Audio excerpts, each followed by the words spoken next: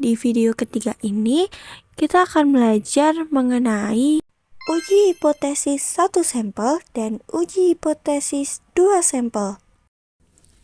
Nah, selanjutnya kita akan masuk ke materi yang ketiga, yaitu mengenai hipotesis. Pasti dari teman-teman semua juga udah gak asing sama istilah hipotesis. Jadi, hipotesis sendiri adalah pernyataan tentang parameter populasi yang harus diverifikasi. Di sini artinya uji hipotesis itu sendiri adalah suatu prosedur yang didasarkan pada sampel dan teori probabilitas untuk menentukan apakah hipotesis merupakan suatu yang masuk akal dan bisa dibuktikan kebenarannya. Selanjutnya, ada beberapa langkah-langkah untuk melakukan uji hipotesis. Nah, sebelum masuk ke langkah-langkah uji hipotesis dalam sebuah penelitian, yang pertama kita harus lakukan adalah mencari masalah. Dari masalah itu, lalu kita membuat analisis dan melakukan uji hipotesis dengan langkah-langkah sebagai berikut, yaitu yang pertama, membuat hipotesis itu sendiri, lalu yang kedua, menentukan tingkat signifikansi, yang ketiga, memilih uji statistiknya, lalu yang keempat, membuat aturan keputusan, yang kelima, mengambil sampel lalu memberikan keputusan, dan yang keenam adalah interpretasi dari hasil uji hipotesis di atasnya. Nah, untuk langkah yang pertama yaitu membuat hipotesis. Jadi di langkah yang pertama ini kita akan membuat dua hipotesis. Yang pertama adalah hipotesis 0 dan yang kedua adalah hipotesis alternatif.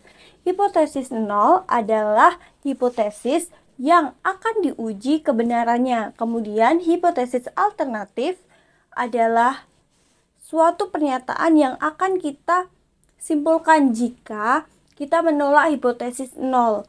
Nah, hipotesis alternatif itu sendiri disebut sebagai hipotesis penelitian atau research hypothesis. Nah, misalnya H0 atau HO itu sama dengan 480.000. Lalu HA atau H alternatifnya adalah tidak sama dengan 480.000. Jadi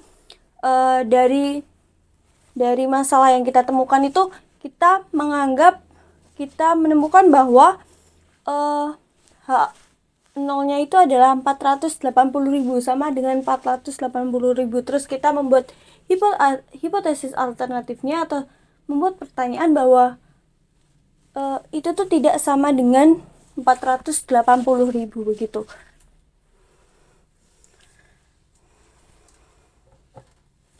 Lalu langkah yang kedua yaitu menentukan tingkat signifikansi. Di sini tingkat signifikansi adalah probabilitas menolak hipotesis 0 yang pertama tadi jika itu benar atau disebut tingkat risiko. Lalu biasanya seperti yang sudah dijelaskan, hipotesis tingkat signifikansi itu biasanya yang digunakan adalah 1%, 5%, atau 10%. Lalu adapun dua tipe kesalahan yang dapat terjadi dalam uji hipotesis. Tipe yang pertama yaitu false positive, yang berarti menolak hipotesis 0 padahal benar. Lalu tipe yang kedua yaitu false negative, yang berarti menolak hipotesis alternatif padahal benar. Di langkah yang ketiga yaitu memilih uji statistik. Ada beberapa uji statistik yang dapat kita gunakan untuk membuktikan hipotesis yang kita pilih. Yang pertama itu ada uji Z, uji T, uji F, dan uji X kuadrat atau chi square. Lalu langkah yang keempat adalah membuat aturan keputusan. Jadi di sini ada dua aturan keputusan. Yang pertama adalah decision rule atau pernyataan tentang kondisi spesifik di mana hipotesis 0 ditolak dan kondisi di mana hipotesis alternatif tidak ditolak atau diterima. Kemudian yang kedua ada critical value. Di sini artinya titik pemisah antara daerah di mana hipotesis nol itu ditolak dan daerah yang tidak ditolak. Selanjutnya langkah yang kelima yaitu mengambil sampel lalu membuat keputusan. Nah, di sini dalam pengujian hipotesis ini kita akan menghitung nilai statistik uji, membandingkan nilainya dengan nilai kritis dan membuat keputusan untuk menolak atau menerima hipotesis nol. Lalu di langkah yang keempat yaitu interpretasi hasil. Di sini kita akan melihat hitung atau probabilitasnya. Nah, melihat dari satu arah karena kita masuk di uji hipotesis satu arah, kemudian apakah sesuai dengan hipotesisnya? Jika iya, HO atau H0 itu ditolak dan HA atau H alternatif itu terdukung atau diterima. Kemudian jika tidak, itu HO tidak dapat ditolak atau variabel dari HO tersebut tidak signifikan pada keyakinan yang ditetapkan, misalnya 95%. Nah, materi kita yang selanjutnya yaitu mengenai uji hipotesis 2 sampel, karena sebelumnya kita sudah belajar mengenai uji hipotesis 1 sampel. Jadi, di uji hipotesis 2 sampel ini merupakan uji untuk mencari kebenaran parameter populasi dari statistik sampel seperti uji rata-rata dan uji proporsi. Nah, di uji hipotesis 2 sampel ini digunakan untuk membandingkan parameter dua populasi yang berbeda. Nah, di uji hipotesis 2 sampel ini terdapat 2 sampel seperti judulnya, yaitu sampel independen dan sampel dependent. Apa itu sampel independen dan apa itu sampel dependent akan kita bahas lebih dalam lagi. Nah, untuk uji hipotesis 2 sampel dengan sampel independen, yaitu 2 sampel yang dikatakan independen jika pengamatan dalam satu sampel tidak memiliki hubungan atau pengaruh terhadap pengamatan dalam sampel lain. Contohnya misalnya membandingkan 2 skor tes matematika dari 2 kelas yang berbeda.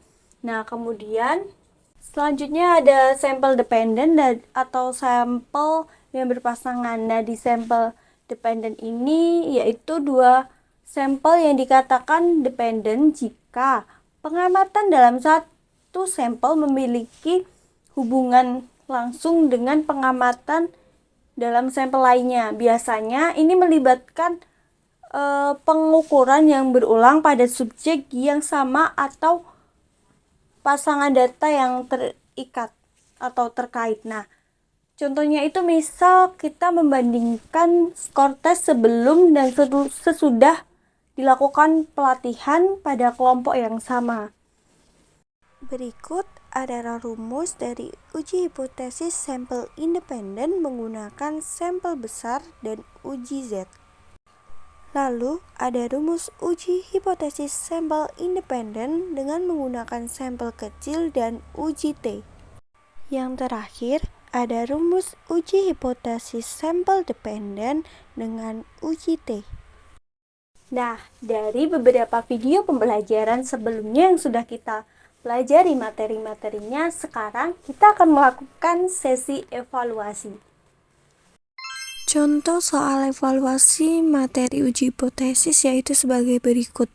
Di situ kita diminta untuk dengan tingkat signifikansi 3%, apakah kita bisa menyimpulkan bahwa karyawan di Indonesia memiliki gaji lebih tinggi dari 500.000? Berikut adalah pembahasan dari soal tersebut. Nah, yang harus kita lakukan pertama yaitu menentukan hipotesis 0 dan hipotesis alternatif. Kemudian menentukan tingkat signifikansi yaitu 3% dengan satu arah, lalu menggunakan uji statistik Z karena nilai sampelnya lebih dari 30. Selanjutnya membuat keputusan, lalu menghitung nilai Z hitung, dan yang terakhir memberikan kesimpulan atau interpretasi hasil dari uji hipotesis tersebut. Hai teman-teman, akhirnya kita sampai di akhir video pembelajaran ini. Terima kasih sudah menemani aku mengulas kembali materi statistik induktif di semester 4 ini. Terima kasih sudah menonton video ini dan sampai jumpa.